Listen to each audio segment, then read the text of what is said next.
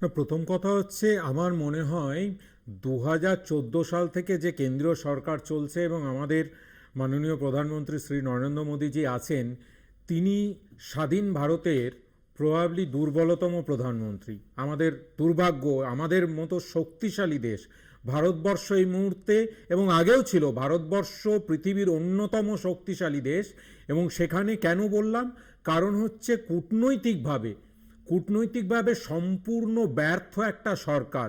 সে তার প্রতিবেশীদের সঙ্গে ঠিক সম্পর্ক রাখতে পারে না, পাকিস্তান চোখ রাঙালে তাকে জবাব দিতে পারে না, পুলওয়ামার মতো ঘটনা ঘটে গেলে তার ব্যবস্থা হয় না।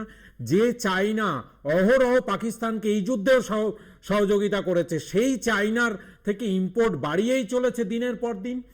নরেন্দ্র মোদী সরকার আসার পর থেকে ডোনাল্ড ট্রাম্পের স্তুতি শুরু হয়েছে। ডোনাল্ড ট্রাম্প স্তুতি করার পরেও যাকে গুরুদেব বলে এখানে তার ভক্তরা পুজো অব্দি করেছেন, আমরা দেখেছি। ভারতবর্ষে আমেরিকায় রাষ্ট্রপতি নির্বাচন হবে, এখানে ভক্তরা পুজো করুন। আজকে তাদের যিনি গুরুদেব তাকে চোখ রাঙাচ্ছে।